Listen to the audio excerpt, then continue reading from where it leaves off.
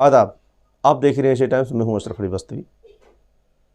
Nadreen, हिंदुस्तानी मुसलमानों के सामने आए दिन कोई ना कोई मसला पेश आता रहता है। अभी ताज़ा एक मसला और पेश आ गया है। हज के दौरान आपने देखा होगा, सुना भी होगा कि हर साल हज के दौरान हिंदुस्तान से तकरीबन 2 लाख हाजी हज के लिए जाते हैं और उनकी खिदमत के लिए, उनकी रहनुमाई के लिए हिंदुस्तान से एक बहुत बड़ा अमला हज असिस्टेंट के तौर पर वहाँ पर जाता है।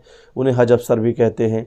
और हिंदुस्तान की अलग अलग रियासतों से तमाम सरकारी अफसर, सरकारी कर्मचारी जो नौकरियाँ कर रहे हैं सरकारी, वो मर्द और ख़वातीन सब उसकी बाकायदा उसका अनाउंसमेंट होता है और उसके बाद वो लोग फॉर्म भरते हैं, अप्लाई करते हैं और उनका रिक्रूटमेंट होता है डिपुटेशन की बुनियाद पर, और वहाँ पर 4 माह के लिए वो डिपुटेशन पर भेजे जाते हैं।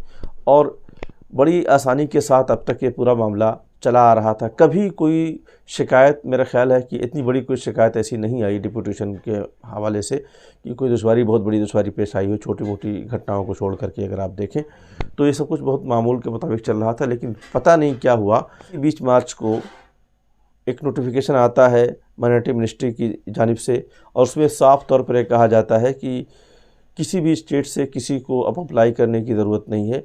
अब सिर्फ सेंट्रल आर्म फोर्स के लोग ही इसके लिए अप्लाई करेंगे, यानी उनको ही अब सिर्फ इसमें लिया जाएगा। हज के खुद्दाम के लिए उनका ही तकर्रुर किया जाएगा। वो मर्द और ख़वातीन जो लोग सेंट्रल आर्म फोर्सेस में हैं और मुसलमान हैं, वो लोग इसके लिए अप्लाई करेंगे। इसके बाद से इस पूरे मामले को लेकर के एक तरह से हलचल पैदा हुई है। चूँकि हिंदुस्तान भर से हाजी जाते हैं, हर स्टेट से हाजी जाते हैं और हर स्टेट से खुद्दाम भी जाते थे, तो उसका फ़ायदा ये होता था कि स्टेट के जो खुद्दाम होते थे अपने स्टेट के लोगों के साथ कोऑर्डिनेट करते थे। उससे उनकी ज़ुबान, कल्चर, तहज़ीब और तमाम तरह की चीज़ों के लिए बड़ी आसानी होती थी, दुश्वारी नहीं होती थी। इस नए नोटिफिकेशन से एक बहुत बड़ा मसला ये पैदा होने वाला है कि जब ये हुज्जाज किराम मैदान में होंगे तो वो बेचारे कमज़ोर, ज़ईफ़ और मजबूर और परेशान भी होते हैं, बीमार भी होते हैं। ऐसे मौक़ों पर उनको फ़ौरी मदद की ज़रूरत होती है। उनकी कोई बात सुने, उनको समझाए, उन्हें कोई रहनुमाई करे। तो ऐसे मौक़ों पर सिर्फ़ और सिर्फ आर्म्ड फोर्सेस के लोग होंगे, सेंट्रल आर्म्ड फोर्सेस के लोग होंगे। तो मुझे लगता है कि इससे बड़ी दुश्वारी पैदा होने वाली है। इसी बात को लेकर के दिल्ली हाई कोर्ट के वकील रईस अहमद ने एक लेटर लिखा है माइनॉरिटी मिनिस्ट्री को और ये याद दिलाया है कि जो पिछली जो रिवायत थी, जो पिछले जो तरीक़ा था, वो बहुत ही मुनासिब था और उसे बरकरार रखा जाए। इससे अफरा तफरी पैदा होगी और दुश्वारी पैदा होगी।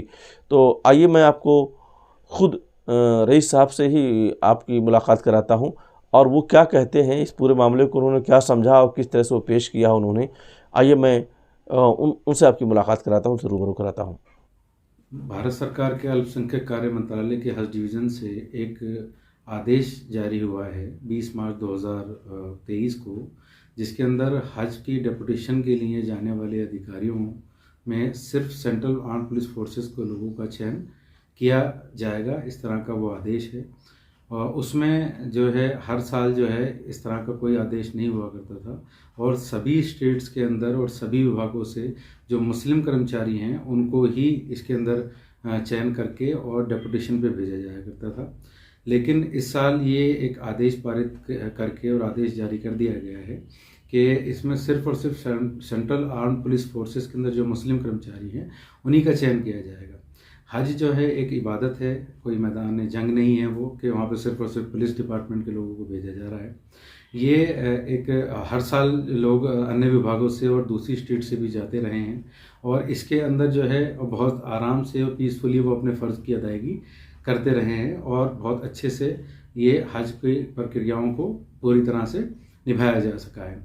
लेकिन इस साल ये एक अनकॉन्स्टिट्यूशनल जो आदेश जारी किया गया है हज डिवीज़न भारत सरकार अल्पसंख्यक कार्य मंत्रालय के द्वारा, इससे एक बड़ी problem consulate general of India Jeddah को ये आने वाली है, क्योंकि हाजी सभी स्टेट से जाते हैं, जो भी हज करने जाते हैं।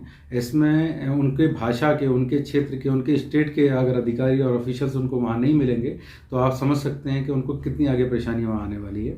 तो ये इस लिहाज से भी काउंसलेट जनरल ऑफ इंडिया को खुद वहाँ बहुत परेशानियों का सामना करना पड़ेगा।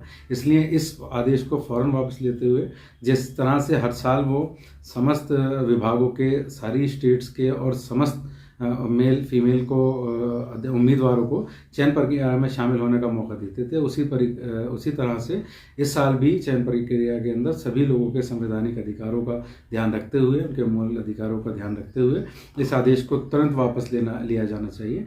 और इसके साथ साथ सभी लोगों को एक मौका दिया जाना चाहिए जो इतने बड़े अजीम इबादत में अपनी सेवाओं को प्रदान करके और अपने तरह से पूरी तरह भारत के लिए एक अच्छी सेवा प्रदान करके एक अच्छी मिसाल और नज़ीर पेश कर सकते हैं।